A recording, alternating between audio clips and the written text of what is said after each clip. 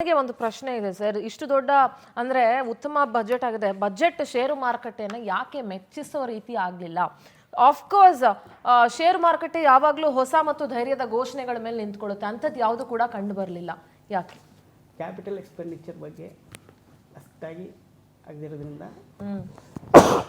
Investors are afraid. 12 lakh crore ಆಗಿದೆ. ಅದು that's not up to the expectation level. Yes, okay. Sir ಇವತ್ತು propose ಮಾಡಿದ್ದಾರೆ, but still execution nothing is guarantee ಅಲ್ವಾ. ಅದಕ್ಕೋಸ್ಕರ that's one of the reason what I am thinking about it. So investors feeling and ಈ budget ಅಲ್ಲಿ I think sir fiscal discipline ಗೆ ತುಂಬಾನೇ importance ಕೊಟ್ಟಿದ್ದಾರೆ, policy making ಅಲ್ಲಿ ಅಂತ ಅನ್ಸುತ್ತೆ. ಬಟ್ ಆದ್ರೆ ಕಾರ್ಪೊರೇಟ್ ತೆರಿಗೆ ರಿಯಾಯಿತಿಗಳನ್ನ ಅದು 2019 ಅಲ್ಲೇ ಕೊಟ್ಟಿದ್ರು. ಆ್ಯಕ್ಚುಲಿ ಅವ್ರ ಎಕ್ಸ್ಪೆಕ್ಟೇಷನ್ ಇದ್ದಿದ್ದು they may come back with the investments ಅಂತಂದ್ಬಿಟ್ಟು ಅದರಲ್ಲೂ ಉಲ್ಟಾ ಆಯಿತು. ಆ್ಯಕ್ಚುಲಿ ಹೇಳ್ಬೇಕು ಅಂತಂದರೆ ಯಾವ ಕಾರ್ಪೊರೇಟ್ಸ್ ಆ ಥರ ಏನೋ ಇನ್ವೆಸ್ಟ್ಮೆಂಟ್ ಮಾಡಿದಾಗಲಿ ಎಂಪ್ಲಾಯ್ಮೆಂಟ್ ಜನ್ರೇಟ್ ಮಾಡಿದಾಗಲಿ ಆ್ಯಕ್ಚುಲಿ ರಿಯಲ್ ಪಿಕ್ಚರ್ ಸಿಕ್ಕಿಲ್ಲ. ಇನ್ನು 50 ಸಿಕ್ಕಿಲ್ಲ. 6 ವರ್ಷ ಆಗ್ತಾ ಬಂತು. ಕಾರ್ಪೊರೇಟ್ ಟ್ಯಾಕ್ಸ್ ರಿಡ್ಯೂಸ್ ಮಾಡಿದ್ದ ಒಂದು ಅಡ್ವಾಂಟೇಜು ಇವತ್ತು ಇನ್ಕ್ಲೂಡಿಂಗ್ ಈವನ್ ಫೈನಾನ್ಸ್ ಮಿನಿಸ್ಟರ್ ಸಹ ಕಾಂತ ಇದು ಮಾಡ್ಲಿಕ್ಕೆ ಆಗೋದಿಲ್ಲ, ಅಶ್ಯೂರ್ ಮಾಡ್ಲಿಕ್ಕೆ ಆಗೋದು. ಹೌದು, ನಾನು ಕಾರ್ಪೊರೇಟ್ ಟ್ಯಾಕ್ಸ್ ಕಮ್ಮಿ ಮಾಡೋದ್ರಿಂದ ಇಷ್ಟು ಜಾಬ್ ಎಂಪ್ಲಾಯ್ಮೆಂಟ್ ಜನ್ರೇಟ್ ಆಗಿದೆ, ಇಷ್ಟು ಇನ್ವೆಸ್ಟ್ಮೆಂಟ್ ರೀರೂಟ್ ಮಾಡಿದ್ದಾರೆ. ಅದು ಅಲ್ಲಿ ಅಡ್ವರ್ಟ್ ಆಗಿರೋದ್ರಿಂದ ಅವರು they are not coming forward. I think ಈ ಸಲ ಫಾರ್ಮ್ ಅಂಡ್ ಹೆಲ್ತ್ ಕೇರ್ಗೆ ಸ್ವಲ್ಪ ಇಂಪಾರ್ಟೆನ್ಸ್ ಕೊಟ್ಟಿದ್ದಾರೆ ಅಂತ ಅನ್ಸುತ್ತೆ. ದಟ್ ಇಸ್ ಬಯೋಫಾರ್ಮ್ಗೆ ಹೂಡಿಕೆ ಘೋಷಣೆ ಮಾಡಿರೋದು. ಅದು ಎಷ್ಟು ಮಟ್ಟಿಗೆ ಇದು ಮಾಡ್ತಾರೆ ನನಗೆ ಗೊತ್ತಿಲ್ಲ. ಬಟ್ 10,000 ಕೋಟಿ ಇಡೀ ದೇಶಕ್ಕೆ 10,000 ಕೋಟಿ ಮೆನ್ಷನ್ ಮಾಡಿದ್ದಾರೆ.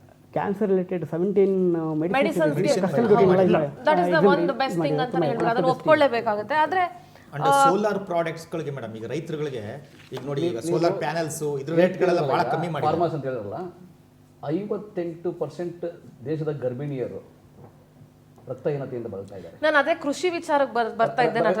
ಇದೊಂದು ಹೇಳ್ಬಿಡ್ತೀನಿ ಪ್ಲೀಸ್. 31% 5 ವರ್ಷದಿಂದ ಕೆಳಗಡೆ ಇರತಕ್ಕಂಥ ಮಕ್ಕಳು ಬೆಳವಣಿಗೆಯಲ್ಲಿ ಕುಂಠಿತವನ್ನು ಕಾಣ್ತಾ ಇದ್ದಾರೆ. ಇಡೀ ದೇಶದ ಪಾಪ್ಯುಲೇಷನ್ದಲ್ಲಿ 12% ಪಾಪ್ಯುಲೇಷನ್ ಅಪೌಷ್ಟಿಕತೆಯಿಂದ ಬಳಲ್ತಾ ಇದೆ. ಸೊ ಇದು ರಿಯಲ್ ಸ್ಟೇಟ್ ಆಫ್ ಎಕಾನಮಿ. ಇದ್ರ ಬಗ್ಗೆ ನೀವು ಏನಾದ್ರು ಮೆನ್ಷನ್ ಮಾಡಿದ್ದೀರಾ? ಎಲ್ಲರೂ ನೀವು ಇದನ್ನ ಸರಿ ಮಾಡಲಿಕ್ಕೆ ಪ್ರಯತ್ನ ಮಾಡಿದ್ದೀರಾ? ಭಾರತ ಸೂಚ್ಯಂಕ ಎಷ್ಟು ಕೆಳಗಡೆ ಇದೆ, ನೀವು ಇದನ್ನು ಸರಿ ಮಾಡ್ಲಿಕ್ಕೆ ಪ್ರಯತ್ನ ಮಾಡಿದ್ದೀರಾ? ಇಲ್ಲ. ನೀವು ಹೆಲ್ತ್ ಲಿಕ್ಕೆ ನಾನು ಹೇಳ್ತಾ ಇದ್ದೀನಿ. ಕೈಗಾರಿಕೆ ವಿಷಯ ಬಹಳ ಇಂಪಾರ್ಟೆಂಟ್ ಇದೆ. ಕೈಗಾರಿಕೆ ವಿಷಯ ಅಲ್ಲ, ನಾನು ಕೈಗಾರಿಕೆ ಮಾತಾಡೋಕೆ ಮುಂಚೆ ಕೃಷಿಗೆ ಬರ್ತೀನಿ ಸರ್. ಕೃಷಿ ವಿಚಾರದಲ್ಲಿ ಸರ್ ಆಲ್ಮೋಸ್ಟ್ ಕೇಂದ್ರ ಸರ್ಕಾರ ಬಂದಾಗಿಂದ ರೈತರ ಆದಾಯ ದ್ವಿಗುಣ ಅನ್ನೋದ್ರ ಬಗ್ಗೆನೇ ಮಾತಾಡ್ತಾ ಇದೆ. ಈ ಸಲನೂ ರೈತರ ಆದಾಯ ಹೆಚ್ಚಿಸೋದಕ್ಕೆ ವಿಶೇಷ ಒತ್ತು ಅಂತ ಐ ಥಿಂಕ್ ನಾವು ಟೈಪ್ ಮಾಡಿದೀವಿ, ಅಲ್ಲೂ ಓದಿದ್ರು, ಅದೆಲ್ಲ ಓಕೆ.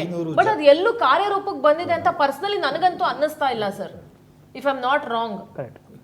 ಎಸ್ ಮೇಡಮ್, ನಾನು ಕೆನ ಆನ್ಸರ್ ಮೇಡಮ್. ನೋಡಿ, ರೈತರಿಗೋಸ್ಕರ ಮಾಡಿರ್ತಕ್ಕಂಥದ್ದು ನೋಡಿ, 500 ಜಲಾನಯ ಪ್ರದೇಶಗಳು ಮತ್ತೆ ಅಮೃತ್ ಸರೋವರ ಸಮಗ್ರ ಅಭಿವೃದ್ಧಿ ಅಂತೇಳಿ ಮಾಡ್ತಾ ಇದ್ದಾರೆ. ಅಂದ್ರೆ ಮಾಡ್ತಾ ಇದ್ದಾರೆ. ಬಜೆಟ್ ಅಲ್ಲಿ ಘೋಷಣೆ ಆಗಿದೆ. ಬಜೆಟ್ ಅಲ್ಲಿ ಈಗ ದಿಲೀಪ್, ನಾನು ಇನ್ನೊಂದು ಹೇಳ್ತೀನಿ. ನೀವು ಬಿಜೆಪಿ ವಕ್ತಾರ ಇರ್ಬೋದು, ಬಟ್ ನಾನು ಬಿಜೆಪಿ ವಕ್ತಾರ ಅಲ್ಲ. ನಾನು ನೀವು ಹೇಳಿದೆಲ್ಲಾನು ನಾನು ಒಪ್ಕೊಳ್ಳಾರೆ ಕೂಡ ಹೌದು. ಮತ್ತೆ ಇನ್ನು ಇವಾಗ ರೈತರಿಗೆ ಈಗ ಎಷ್ಟೋ ನಮ್ದು ಯೋಜನೆಗಳು ಏನೇನಿತ್ತು, 5,300 ಕೋಟಿ ಭದ್ರಾ ಮೇಲ್ದಂಡ, ಅವೆಲ್ಲವೂ ರೈತರಿಗೆ ಉಪಯೋಗ ಆಗೋ ಯೋಜನೆಗಳೇ. ಅವನ್ನ ಜಾರಿ ತಂದಿದ್ರು ರೈತರಿಗೆ ಸ್ವಲ್ಪ ಮಟ್ಟಿಗಾದ್ರೂ ಹೆಲ್ಪ್ ಆಗ್ತಾ ಇತ್ತು. ಆದ್ರೆ ಮುಂದಕ್ಕೆ ಏನ್ ಮಾಡ್ತಾರೆ, ಸರೋವರಗಳನ್ನು ಉದ್ಧಾರ ಮಾಡ್ತಾರೋ ಮತ್ತೊಂದು ಮಾಡ್ತಾರೋ ಫಸ್ಟ್ ಬೇಸಿಕ್ ಬೇಕಲ್ಲ. ದೇಶದಲ್ಲಿ 46% ಪಾಪ್ಯುಲೇಷನ್ ಅಗ್ರಿಕಲ್ಚರ್ ನಂಬಿದೆ. 46% ಪಾಪ್ಯುಲೇಷನ್. ನೀವು MSP ಏನಂದ್ರೆ 2014 ಮ್ಯಾನಿಫೆಸ್ಟೋದಲ್ಲಿ MSP ನಾವು ಮಾಡ್ತೀವಿ, ಕಾನೂನು ಮಾಡ್ತೀವಿ, ನಾವು ಡಬಲ್ ಕೊಡ್ತೀವಿ, ಸ್ವಾಮಿನಾಥನ್ ವರದಿನ ಇಂಪ್ಲಿಮೆಂಟ್ ಮಾಡ್ತೀವಿ ಅಂತ ನೀವು ಮ್ಯಾನಿಫೆಸ್ಟೋದಲ್ಲಿ ಪ್ರಮಾಣ ಮಾಡಿದ್ರಿ. ಅದನ್ನು ಮಾಡಲಿಲ್ಲ. ಆಮೇಲೆ ಸುಪ್ರೀಂ ಕೋರ್ಟ್ಗೆ ಹಾಕಿದ್ರಿ, ಮಾಡ್ಲಿಕ್ಕೆ ಸಾಧ್ಯ ಆಗೋದಿಲ್ಲ ಅಂತ ಹಾಕಿದ್ರಿ. ಈಗ ನೀವು 1.5 ಮಾಡಿದಿರಿ. ಏನು 1.5% ನೀವು ಅಂದರೆ 1.5% ಮೋರ್ ಅವ್ರಿಗೆ ನೀವು ಕೊಡ್ತೀವಿ ಅಂತ ಹೇಳಿದಿರಿ. ಎಷ್ಟು ಜನ ರೈತರಿಗೆ ಅನುಕೂಲ ಆಗ್ತದೆ? 1,80,00,000 ಜನಕ್ಕೆ ಮಾತ್ರ ನೀವು ಕೊಡ್ತಾ ಇರ್ತಕ್ಕಂಥ MSP ಅನುಕೂಲ ಆಗುವಂಥದ್ದು. ಉಳಿದ ರೈತರು ಏನು ಮಾಡಬೇಕು? ಉಳಿದ ರೈತರ ಆದಾಯ ಹೆಂಗೆ ದ್ವಿಗುಣ ಆಗುತ್ತೆ? ನೀವು 2019 ಪಾರ್ಲಿಮೆಂಟಲ್ಲಿ ನೀವೇನು ಮಾಡಿದ್ರಿ? ಮಾಹಿತಿ ಕೊಟ್ರಿ, ಎಷ್ಟು ರೈತರು ಆತ್ಮಹತ್ಯೆ ಮಾಡ್ಕೊಂತವ್ರೆ, ಎಷ್ಟು ರೈತರು ಆದಾಯ ಇನ್ಕ್ರೀಸ್ ಆಗ್ತದೆ. 2% ಅಷ್ಟೇ ಇನ್ಕ್ರೀಸ್ ಆಗ್ತಾ ಇದ್ದು. ಅದಾದ್ಮೇಲೆ ನೀವು ಮಾಹಿತಿ ಕೊಡೋದು ಸ್ಟಾಪ್ ಮಾಡಿಬಿಟ್ರಿ. ಇವತ್ತು ರೈತರ ಆದಾಯ 2% ಇನ್ಕ್ರೀಸ್ ಆಗ್ತಾ ಇದ್ರೆ ವಾರ್ಷಿಕವಾಗಿ, ಅವ್ರು 30 ವರ್ಷ ಬೇಕು ಅವ್ರ ಆದಾಯ ದ್ವಿಗುಣ ಆಗ್ಲಿಕ್ಕೆ. ಅದಕ್ಕೆ ರೈತರಿಗೆ, ಹಳ್ಳಿಗಾಡಿನ ರೈತರಿಗೆ ಏನಾಗಿದೆ ಇವಾಗ, ಅವರು ವೆಚ್ಚ ಜಾಸ್ತಿ ಆಗ್ತಾ ಇದೆ ಹೊರತು ಆದಾಯ ಜಾಸ್ತಿ ಆಗ್ತಾ ಇಲ್ಲ. ಆದಾಯ ಆಮೇಲೆ ಉಳಿತಾಯನೇ ಇಲ್ಲ. ಅವ್ರ ಹತ್ರ ಉಳಿತಾಯ ಇಲ್ದಂಗಾಗಿದೆ. ಆಮೇಲೆ ಎಲ್ಲರೂ ಸಾಲಗಾರರಾಗಿದ್ದಾರೆ. ಏನು ಚಿಲ್ಲರೆ ಸಾಲಗಾರರು ಎಲ್ಲ ಸುಮಾರು 70-80% ರೈತರು ಚಿಲ್ಲರೆ ಸಾಲಗಾರರಾಗ್ಬಿಟ್ಟಿದ್ದಾರೆ. ಸೊ ಇದು ಬಂದಿರತಕ್ಕಂಥ ಪ್ರಾಬ್ಲಮ್ಮು. ಆಮೇಲೆ ಕೃಷಿ ಉತ್ಪನ್ನಗಳಿಗೆ ನೀವು ಏನೋ ಲಾ ತೊಗೊಂಬರಕ್ಕೆ ಕೊಟ್ರಿ. ಆ ಲಾ ಜನಗಳಿಗೆ ಅನುಕೂಲ ಆಗಲ್ಲ ಅಂತ ಅಂದಮೇಲೆ ನೀವು ಬೇರೆ ಆಲ್ಟರ್ನೇಟಿವ್ ಅವ್ರು ಕೊಡಲೇ ಇಲ್ಲ ನಿಮಗೆ. ಅದಾದ್ಮೇಲೆ ನೀವು ಈ ವರ್ಷ ಏನಾದ್ರು MSPಗೆ ಏನಾದ್ರು ಮಾತಾಡಿದಾರಾ? ಬೆಂಬಲ ಬೆಲೆ ನೀವು ಡಬಲ್ ಮಾಡ್ತೀವಿ ಅಂತ ಹೇಳಿದಾರಾ? ಇನ್ಕ್ರೀಸ್ ಮಾಡ್ತೀವಿ ಅಂತ ಬೆಂಬಲ ಬೆಲೆ ಬಗ್ಗೆ ಏನು ಮಾತಾಡಿಲ್ಲ.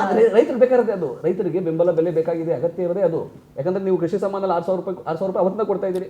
ಇನ್ಕ್ರೀಸ್ ಕೊಡ್ತಿದ್ದು ನಿಲ್ಸ್ಬಿಟ್ರಲ್ಲ ಇಲ್ಲ ಇಲ್ಲ ಇಲ್ಲ 4,000 ಕೊಡ್ತಾ ಇದ್ರಿ, ನೀವು ಅಧಿಕಾರಕ್ಕೆ ಬರ್ತಿದ್ದಂಗೆ ನಮ್ಮ ಯೋಜನೆ ಬೇರೆ. ಈಗ ದಿಲೀಪ್ ನಮ್ಮ ಯೋಜನೆ ಬೇರೆ. 24,000 ಕೊಡ್ತೀವಿ ಗೃಹಲಕ್ಷ್ಮಿನಲ್ಲಿ, ಬಿಡಿ ಅದು ಬೇರೆ. ಅಲ್ಲ, ನೀವು ಯಾವ್ದ್ರಲ್ಲ ತೆಗ್ದು ಇನ್ನೊಂದು ಎಲ್ಲ ಕೊಡ್ತೀವಿ ಕಿತ್ತು ಅನ್ನೋದು ಇನ್ನೊಂದು ಆಗಲ್ಲ. ಸರ್. 4,000 ಅದ್ರ ಜೊತೆ ಇದನ್ನು ಕೊಟ್ಟಿದ್ರು ಈಗ ಒಪ್ಕೊಳ್ತಾ 4,000 ಇದ್ದೀನಿ. ರೂಪಾಯಿ ಅದನ್ನ ತೆಗ್ದು ಇದನ್ನ ಕೊಡೋದು ಒಪ್ತಾರೆ ನಾನು. 24,000 ರೂಪಾಯಿ ವ್ಯತ್ಯಾಸ ರೈತ ಇಲ್ವಾ? ವಿದ್ಯಾನಿಧಿ ನೀವು 4,000 ಕೊಡ್ತಾ ಇಲ್ಲ ಗೃಹಲಕ್ಷ್ಮಿ. ರೈತ ವಿದ್ಯಾನಿಧಿ ಅಂತ ಹೇಳಿ 11,000 ಕೊಡ್ತಾ ಇದ್ರಿ. 24,000 ಕೊಡ್ತಾ ಇದ್ರಿ. ರೈತರ ಮಕ್ಕಳಿಗೆ ಅವ್ರು 11,000 ಆದ್ರೆ ಕೊಡ್ತಾ ಇದು ಇದ್ರಿ. ಎರಡು ಸಂಬಂಧಕ್ಕೆ ಬರಲ್ಲ ನಟರಾಜ್ ಒಂದು ಅವ್ರೆ. ಬಲಗೈ ಕಿತ್ತು ಎಡಗೈಲಿ ಕೊಡೋದಿಲ್ಲ ನೀವು ಅದನ್ನ ಸರ್. ಕೊಟ್ಟು ಇದನ್ನ ಕೊಡೋದನ್ನ ಆಗಲ್ಲ. ನೀವು ಎರಡೂ ಕೊಡೋದಿದ್ರೆ I would have agreed for that. ಕೊಡಗಲ್ಲ ನಾವು ಕೊಡೋದಿಲ್ಲ. ನಾವು ಕೊಡೋದೇ ಈ ರೀತಿ ಗೃಹಲಕ್ಷ್ಮಿನೇ ನಾವು ಕೊಡೋದು. ನಾವು ಅಲ್ಲ, ನೀವು ಯಾವ ಲಕ್ಷ್ಮಿ ಆದ್ರೂ ಕೊಟ್ಕೊಳ್ಳಿ, ನಾನು ಅದನ್ನ ಬೇಡ ಅಂತಿಲ್ಲ. ಬಟ್ ಒಂದೊಂದು ತೆಗ್ದು ಇನ್ನೊಂದು ಕೊಡೋದು ಸರಿಯಲ್ಲ ಅದು. ತೆಗೆದಲ್ಲ. ಕೇಂದ್ರ ಸರ್ಕಾರ 6,000 ಕೊಡ್ತಾ ಇದೆ, ಅವತ್ತಿನ 6,000 ಕೊಡ್ತಾ ಇದೆ. ಇವತ್ತು 9,000 ಮಾಡ್ಬೋದಾಗಿತ್ತು. ರೈತರಿಗೆ ಆ ವೆಚ್ಚ ಜಾಸ್ತಿ ಆಗಿಲ್ವಾ? 9,000 ಮಾಡಿ. ಕೇಂದ್ರ ಸರ್ಕಾರಕ್ಕೆ ನಾವು ನೀವು 6,000 ಅವತ್ತಿಂದ ಕೊಡ್ತಾ ಇದ್ರಲ್ಲ, 9,000 ಮಾಡಿ. ನೀವು ನಮ್ಮ ಬಜೆಟ್ ಅಲ್ಲಿ ನಾವು ಕೇಳಿ ನಾವು ಏನು ಕೊಟ್ಟಿದ್ದೀವಿ ಏನು ಕೊಟ್ಟಿಲ್ಲ ನಾನು ಅಂಕಿಅಂಶ ಸಮೇತ ಹೇಳ್ತೀನಿ. ಇವತ್ತು ಕೇಂದ್ರ ಸರ್ಕಾರ ಏನು ಕೊಡ್ತಾ ಇದೆ ಅದು ಬಹಳ ಮುಖ್ಯ ಅಲ್ಲ. ಏನು ಕೊಡ್ತಾ ಇದೆ ಕೇಂದ್ರ ಸರ್ಕಾರ ರೈತರಿಗೆ? ಬೇರೆ ಯಾವ ಯೋಜನೆ? ಈಗ ನೀವು ಅವ್ರಿಗೆ ಯೂರಿಯಾ ಏನು ರಸಗೊಬ್ಬರದ ಮೇಲೂ ನೀವು ಅಲೋಕೇಶನ್ ನೀವು ಕಮ್ಮಿ ಮಾಡಿದ್ದೀರಿ. ಅಲೋಕೇಶನ್ ಕಮ್ಮಿ ಮಾಡಿದ್ದೀರಿ. ನೀವು ಯಾವುದ್ರ ಮೇಲೆ ಕಮ್ಮಿ ಮಾಡಿಲ್ಲ ಹೇಳಿ ಅಲೋಕೇಶನ್ ಅಲ್ಲಿ. ಈಗ ನಿಮ್ದು 7.2 ಐ ಥಿಂಕ್ ಕಾಫಿ ಬೆಳೆಗಾರರಿಗೆ ಈ ಸಲ ಸ್ವಲ್ಪ ಸಂಸ್ಕರಣೆಗೆ ಆದ್ಯತೆಯನ್ನು ಕೊಡ್ತಕ್ಕಂಥ ಕೆಲಸವನ್ನು ಕಾಫಿ ಬೆಳೆಗಾರರಿಗೆ ಅಂತ ಬಜೆಟ್ ನ ನೋಡಿದಾಗ ಶ್ರೀಗಂಧ ಬೆಳೆಗಾರರಿಗೆ ಎಕ್ಸಿಕ್ಯೂಷನ್ ಎಷ್ಟಕ್ಕಾಗತ್ತೆ, ಎಕ್ಸಿಕ್ಯೂಟ್ ಮಾಡ್ಬೇಕಲ್ಲ ಅದನ್ನ ಯಾವ ವರ್ಷಕ್ಕೆ ಮಾಡ್ತಾರೆ ಅದು ನನಗೆ ಗೊತ್ತಿಲ್ಲ. ಮತ್ತೆ ಶ್ರೀಗಂಧ ಬೆಳೆಗಾರರಿಗೆ ಮತ್ತೆ ತೆಂಗು ಬೆಳೆಗಾರರಿಗೆ ಆದ್ಯತೆ ಕೊಡ್ತಕ್ಕಂಥ ಕೆಲಸವನ್ನು ಮಾಡಿದ್ದಾರೆ. ಗೋಡಂಬಿ ಮತ್ತೆ ಎಸ್ ಶ್ರೀನಿವಾಸ್, ನೀವೇನ್ ಹೇಳ್ತೀರಿ ಈ ವಿಚಾರಗಳಿಗೆ? ಚರ್ಚೆ ಮಾಡ್ತಾ ಇದೀವಲ್ಲ ಈ ವಿಚಾರಗಳಿಗೆ. ನಂದು ನಂದು ಟ್ಯಾಕ್ಸೇಷನ್ ಬಗ್ಗೆ ಜಾಸ್ತಿ ಹೇಳಬಲ್ಲೆ ನಾನು. ಇದ್ರ ಬಗ್ಗೆ ನಾನು ಅಷ್ಟು ಎಕ್ಸ್ಪರ್ಟ್ ಅಲ್ಲ. ಟ್ಯಾಕ್ಸ್ ಬಗ್ಗೆನೇ ಮಾತಾಡ್ತಾ ಹೋಗೋಣ. ಟ್ಯಾಕ್ಸ್ ವಿಚಾರಕ್ಕೆ ಬಂದಾಗ್ಲೂ ಸರ್ ಅಲ್ಲೂ ಅಷ್ಟೇ ನೋಡಿ, ನಾವು ಬ್ಯಾಂಕಿಂಗ್ ಮತ್ತು ಹಣಕಾಸು ವಲಯದ ಬಗ್ಗೆ ಮಾತಾಡ್ತಾ ಇದ್ವಿ. ದೊಡ್ಡ ಬ್ಯಾಂಕ್ ರೀಕ್ಯಾಪ್ ಅಥವಾ ಹೊಸ ಪ್ರೋತ್ಸಾಹ ಯಾವುದು ಏನು ಅನೌನ್ಸ್ ಮಾಡಿಲ್ಲ. ಜೊತೆಗೆ ಕೈಗಾರಿಕಾ ಮತ್ತು ಉತ್ಪಾದನಾ ವಲಯಕ್ಕೆ ಬಂದಾಗ ಹೊಸ ಕಾರ್ಪೊರೇಟ್ ತೆರಿಗೆ ರಿಯಾಯಿತಿ ಏನೂ ಇಲ್ಲ. ಕಾರ್ಪೊರೇಟ್ ತೆರಿಗೆ ರಿಯಾಯಿತಿ ಇಲ್ಲ, ಬಟ್ ಕಾರ್ಪೊರೇಟ್ ನಿರೀಕ್ಷೆಗಿಂತಲೂ ಕಡಿಮೆನೇ ಇದೆ. ಇವಾಗ ಕಾರ್ಪೊರೇಟ್ಸ್ಗೆ ರಿಯಾಯಿತಿಯಿಂದ ಏನು ಅವ್ರಿಗೆ ಲಾಭ ಸಿಗ್ತಾ ಇತ್ತೋ ಆ ಲಾಭ ಕೆಲವು ಕ್ರಮದಿಂದ ಸಿಗುತ್ತೆ. ಯಾವ ಕ್ರಮದಿಂದ? ಇವಾಗ ಮುಂಚೆ TDS ಏನಾದರೂ ಲೇಟಾಗಿ ಪೇಮೆಂಟ್ ಮಾಡಿದರೆ ಅದು ಕ್ರಿಮಿನಲ್ ಅಫೆನ್ಸ್ ಅಂತ ಬರ್ತಾರೆ. ಕ್ರಿಮಿನಲ್ ಅಫೆನ್ಸ್ ಅಂತ ತೆಗೆದು ಹಾಕಿದ್ದಾರೆ. ಜಸ್ಟ್ ಫೈನ್ ಏನೋ ಪೇ ಮಾಡ್ಬಿಟ್ಟು ಪೆನಾಲ್ಟಿ ಪೇ ಮಾಡ್ಬಿಟ್ಟು ಮಾಡ್ಕೊಂಡು ಹೋಗ್ಬೇಕು. ಹೌದು. ಆಮೇಲೆ ಇವಾಗ ಮುಂಚೆ ಇವಾಗ ನಿಲ್ ಡಿಡಕ್ಷನ್ ಸರ್ಟಿಫಿಕೇಟ್ ಬೇಕು ಅಂದರೆ ಇವಾಗ TDS ಡಿಡಕ್ಟ್ ಆಗ್ತಾಯಿತ್ತು.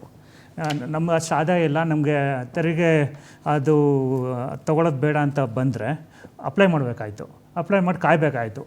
5-6 ತಿಂಗಳು ಅಲ್ಲೇ ಹೋಗ್ತಾಯಿತ್ತು. All right sir. ಸರ್ ಈ ಎಲ್ಲ ವಿಚಾರ ಎಷ್ಟು ಜನಕ್ಕೆ ಅಪ್ಲೈ ಆಗುತ್ತೆ ಸರ್? ಇನ್ನೂ ಒಂದು ಇಂಪಾರ್ಟೆಂಟ್ ಇದು ಪಾಯಿಂಟ್ ಏನಂದರೆ ಸ್ಕೀಮ್ ತರ್ತಾ ಇದ್ದಾರೆ. ಫಾರಿನ್ ಅಸೆಟ್ಸ್ ಏನಾದರೂ ನೀವು ಡಿಕ್ಲೇರ್ ಮಾಡಲಿಲ್ಲ ಅಂತಂದರೆ 6 months ವಿಂಡೋ ತರ್ತಾ ಇದ್ದಾರೆ.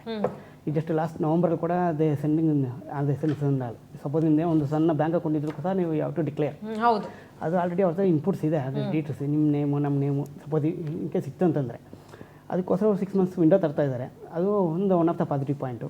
ಅವ್ರು ಹೇಳ್ದಂಗೆ ಲೋಯರ್ ಟ್ಯಾಕ್ಸ್ ಡಿಡಕ್ಷನ್ ಸರ್ಟಿಫಿಕೇಟು ಅದು ಕೂಡ one of the positive point. ಏನೆಲ್ಲನೂ ಅಂಥ 100% ನೆಗೆಟಿವ್ ಬಜೆಟ್ ಅಂತ ಹೇಳಲಿಕ್ಕಾಗೋದಿಲ್ಲ. They fully focused on policy angle. Policy ಆ್ಯಂಗಲ್ನಲ್ಲಿ ಯಾವ ರೀತಿ ಟಿಂಕರಿಂಗ್ ಮಾಡುವಾಗ ಆ ಥರ ಮಾಡಿ ಮುಂದೆ ಹೋಗ್ತಾ ಇದ್ದಾರೆ. ಅಲ್ಲ, ಪಾಲಿಸಿ ಆ್ಯಂಗಲ್ಗಿಂತ it will create foreign assets, foreign remittance ಇದೆಯಲ್ಲ ಅದಕ್ಕೆ TCS ಇದು ಜಾಸ್ತಿ ಇತ್ತು, ಅದನ್ನು ಕಮ್ಮಿ ಮಾಡಿದ್ದಾರೆ. ಮೆಡಿಕಲ್ ಪರ್ಪಸ್ಗೆ ಫಾರಿನ್ ಟ್ರಿಪ್ ಹೋಗೋರಿಗೆ, ಮೆಡಿಕಲ್ ಟ್ಯಾಕ್ಸ್ ಹೋಗೋರಿಗೆ ಅದು ಒಂದು ರೀತಿ ಅಡ್ವಾಂಟೇಜ್. ಆಮೇಲೆ ಸೀನಿಯರ್ ಸಿಟಿಸನ್ಸ್ಗೆ ಸ್ವಲ್ಪ TDS ಸರ್ಟಿಫಿಕೇಟ್ನ ಮಾಡಲಿಕ್ಕೆ. ಬಟ್ ಅದೇ ಸರ್, ಅದು ಎಷ್ಟು ಅಂದ್ರೆ ಅದು ಯಾವ ಅಂದ್ರೆ ಆ ವರ್ಗದಲ್ಲಿ ಬರುವಂತ ಎಷ್ಟು % ಜನಕ್ಕೆ ಹೆಲ್ಪ್ ಆಗುತ್ತೆ? ಇದು ಅಷ್ಟೇ sir. So what is below middle class and lower middle class ಗೆ? ಅಲ್ಲ, ಒಂದೊಂದು ಕಂಪನಿಯಲ್ಲಿ 3,000-4,000 ಎಂಪ್ಲಾಯೀಸ್ ಇರ್ತಾರೆ. ಜಿಲ್ಲೆನಲ್ಲೂ ಒಂದು ಅಂದರೆ ಯಾವ್ಯಾವ ಉನ್ನತ ಶಿಕ್ಷಣ ಸಂಸ್ಥೆಗಳು ಅದು ಪಕ್ಕದಲ್ಲಿ ಬಾಲಕಿಯರ ಹಾಸ್ಟೆಲ್ ಮಾಡಬೇಕು ಅಂತ ಹೇಳೋದು ಮಾಡಿದ್ದಾರೆ. ಇದು ಒಂದು ಮಧ್ಯಮ ವರ್ಗದವ್ರಿಗೆ ಆಗ್ತಕ್ಕಂಥ ಒಂದು ಲಾಭ. ಮತ್ತು ಪ್ರಮುಖ ಕೈಗಾರಿಕಾ ಕಾರಿಡಾರ್ಗಳ ಸಮೀಪ 5 ವಿಶ್ವವಿದ್ಯಾನಿಲಯಗಳ ಟೌನ್ಶಿಪ್ ಮಾಡಬೇಕು ಅಂತೇಳಿ ಮಾಡ್ತಾ ಇದ್ದಾರೆ.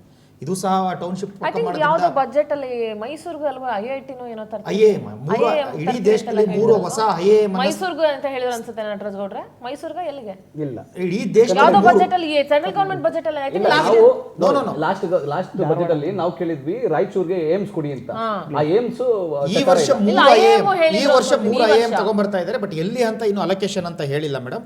ಮತ್ತೆ ಐಕಾನಿಕ್ ಪ್ರವಾಸ ತಾಣಗಳಿಗೆ 10,000 ಜನಗಳಿಗೆ ಟ್ರೈನಿಂಗ್ ಕೊಡಬೇಕು ಅಂತ ಹೇಳಿ, ಅಂದ್ರೆ ಯಾರ್ಯಾರು ಗೈಡ್ಸ್ ಇರ್ತಾರೋ ಅವರಿಗೆ ಕೌಶಲ್ಯ ಅಭಿವೃದ್ಧಿ ಮಾಡಬೇಕು ಅಂತೇಳಿ ಅದನ್ನ ಪ್ಲಾನ್ ಮಾಡ್ಕೊಳ್ತಾ ಇದ್ದಾರೆ. ಸೊ 10,000 ಮುಂದಿನ ದಿನಗಳಲ್ಲಿ ಆಗುತ್ತೆ ಮೇಡಮ್. ಇನ್ನೊಂದು ರೈತರ ವಿಚಾರ ಮೇಡಮ್. ಈಗ ರೈತರ ವಿಚಾರದಲ್ಲಿ ನೋಡಿ, ರೈತರಿಗೆ ರಿನ್ಯೂವಬಲ್ ಎನರ್ಜಿ, ಈಗ ಉದಾಹರಣೆಗೆ ಯಾವುದೋ ಒಬ್ಬ ರೈತ ಒಂದು ಪಂಪ್ಸೆಟ್ ಹಾಕ್ಸ್ಬೇಕು. ಆ ಪಂಪ್ಸೆಟ್ಗೆ ಇವಾಗ ಇವ್ರದ್ದು TC 3 ಲಕ್ಷ ಮಾಡಿಕ್ಕಿದ್ದಾರೆ. ಮೊದಲು TC 25,000 ಸಿಗುತ್ತೆ. ಇವರು ಅಧಿಕಾರಕ್ಕೆ ಬಂದಿದ ತಕ್ಷಣ ಇವ್ರು 3 ಲಕ್ಷ ಮಾಡಿಬಿಟ್ರು. ಇವತ್ತು ಅದನ್ನೇ ಒಂದು ಸೋಲಾರ್ ಪ್ಯಾನಲ್ ಹಾಕ್ಸ್ಕೊಂಡ್ರೆ ಅವನಿಗೆ 4 ಲಕ್ಷಕ್ಕೆ 5 ಲಕ್ಷಕ್ಕೆ ಸೋಲಾರ್ ಪ್ಯಾನಲ್ ಆಗುತ್ತೆ. ಅವನಿಗೆ ಬೆಳಿಗ್ಗೆ 9 ಗಂಟೆಯಿಂದ ಸಂಜೆ 4 ಗಂಟೆವರೆಗೂ ಬಿಸಿಲಲ್ಲಿ ಮೋಟರ್ ಓಡುತ್ತೆ. ಸೊ ಆ ಸೋಲಾರ್ ಪ್ಯಾನಲ್ಗಳು ಅಂದ್ರೆ ಕಚ್ಚಾ ವಸ್ತುಗಳ ಬೆಲೆ ಜಾಸ್ತಿ ಇತ್ತು. ಈಗ ಅದನ್ನ ಆ ಬೆಲೆಗಳನ್ನು ಕಮ್ಮಿ ಮಾಡಬೇಕು ಅಂತೇಳಿ ರಿಫಾರ್ಮ್ಸ್ ಅನ್ನು ಮಾಡಿದ್ದಾರೆ ಸೋಲಾರ್ಸ್ ಮೇಲೆ. ಮತ್ತೆ ಅದ್ರ ಜೊತೆಗೆ ಈಗ ಈ ಲಿಥಿಯಂ ಬ್ಯಾಟರೀಸ್ಗಳನ್ನ ಏನು ಉಪಯೋಗಿಸ್ತಾ ಇದ್ರು, ಆ ಲಿಥಿಯಂ ಬೆಲೆಗಳನ್ನು ಸಹ ಕಡಿಮೆ ಮಾಡ್ತಕ್ಕಂಥ ಒಂದು ಕೆಲಸವನ್ನು ಮಾಡ್ತಾ ಇದ್ದಾರೆ. ಮತ್ತೆ CNG ಬೆಲೆಗಳನ್ನು ಕಡಿಮೆ ಮಾಡ್ತಕ್ಕಂಥ ಕೆಲಸವನ್ನು ಸಹ ಮಾಡ್ತಾ ಇದ್ದಾರೆ. ನಿಮ್ಗೆ ಅವಾಗಲೇ ಹೇಳಿದೆ ಮೇಡಮ್, ಗೋಡಂಬಿ ಮತ್ತು ಕೋಕ್ಗಾಗಿ ವಿಶೇಷ ಕಾರ್ಯಕ್ರಮಗಳು, ಅವರಿಗೆ ಜನಗಳಿಗೆ ಅದನ್ನು ತಿಳಿಸ್ತಕ್ಕಂಥದ್ದು, ಮತ್ತು ತೆಂಗು ಬೆಳೆಗಾರರಿಗೆ ಆಗ್ತಕ್ಕಂಥ ಲಾಭಗಳನ್ನು ತಿಳಿಸ್ತಕ್ಕಂಥದ್ದು. ಸೊ ಅದ್ರ ಜೊತೆಗೆ ಈ ಶ್ರೀಗಂಧ ಬೆಳೆಗಾರರಿಗೆ ಕೇಂದ್ರ ಸರ್ಕಾರ ಅದಕ್ಕೆ ಏನು ಸಹಾಯ ಮಾಡ್ಬೋದು ಅಂತೇಳಿ ಅದನ್ನ ರಿಫಾರ್ಮ್ಸ್ ಮಾಡಬೇಕು ಅಂತ ಹೊರಟಿದ್ದಾರೆ ಮೇಡಮ್. ಇದು ಯಾಕೆಂದ್ರೆ ಅತಿ ಹೆಚ್ಚು ಶ್ರೀಗಂಧವನ್ನು ಕರ್ನಾಟಕದಲ್ಲಿ ಬೆಳೆಯೋದ್ರಿಂದ ಇದು ಕರ್ನಾಟಕಕ್ಕೆ ಲಾಭ ಆಗುತ್ತೆ. ಮತ್ತು ತೆಂಗು ಬೆಳೆಗಾರರು ಹೊಸದಾಗಿ ಏನಿಲ್ಲ ಅನ್ಕೊಳ್ತೀನಿ sir. It was there, even earlier it was there.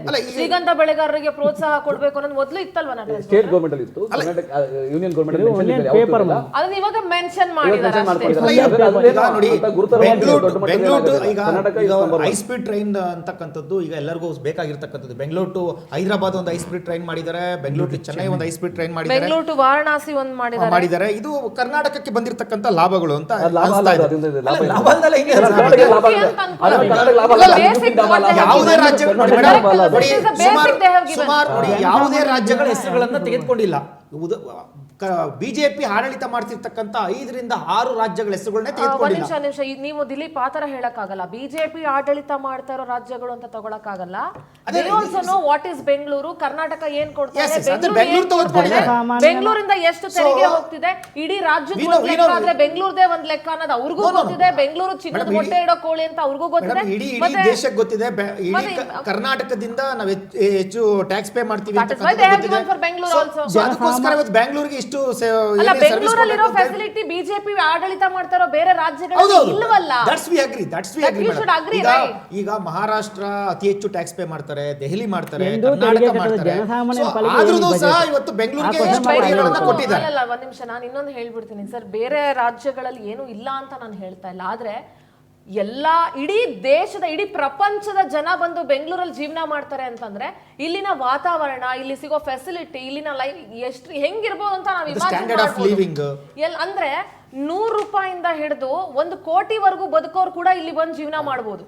ಎಲ್ರಿಗೂ ಅನುಕೂಲ ಆಗುವಂತ ವ್ಯವಸ್ಥೆ ಈ ರಾಜ್ಯದಲ್ಲಿ ಇರೋದಕ್ಕೇನೆ. So they have also given, ಅಂದ್ರೆ ಗೊತ್ತು ಅವ್ರಿಗೂ ಬೆಂಗಳೂರಿನ ಇಂಪಾರ್ಟೆನ್ಸ್ ಏನು ಅನ್ನೋದು ಗೊತ್ತಿದೆ. ಅದು ಬರೀ ಕೇವಲ ಚಿನ್ನದ ಮೊಟ್ಟೆ ಇಡೋ ಕೋಳಿ ಅನ್ನೋದಕ್ಕೆ ಮಾತ್ರ ಸೀಮಿತ ಆಗಬಾರ್ದು ಬೆಂಗಳೂರು. ಅದಕ್ಕೂ ಫೆಸಿಲಿಟಿ ಬೇಕಲ್ಲ. ಇಟ್ ಇಸ್ ಕೊಡ್ತಾ ಇದೆ, ಕೊಟ್ಟಿದ್ದಾರೆ ಅಷ್ಟೇ. ಅದ್ರಲ್ಲಿ ಏನು ಹೆಚ್ಚುಗಾರಿಕೆ ಬಜೆಟ್ ಅನ್ನು ಮಾತ್ರಕ್ಕೆ ಬರೀ ತೆರಿಗೆ ಪಾವತಿ ಮಾಡೋರ ಬಗ್ಗೆ ಮಾತ್ರ ಥಿಂಕ್ ಮಾಡೋದಲ್ಲ. ಜನಸಾಮಾನ್ಯನ ಬಗ್ಗೆ ಕಟ್ಟ ಕಡೆಯ ಜನಸಾಮಾನ್ಯ ಇದನ್ನಲ್ಲ, 140 ಕೋಟಿ ಭಾರತೀಯರಲ್ಲಿ ಕಟ್ಟ ಕಡೆಯ ಪ್ರಜೆ ಇದನ್ನಲ್ಲ, ಅವನಿಗೇನು ಇದರಿಂದ ಈ ಬಜೆಟ್ ಇಂದ ಏನು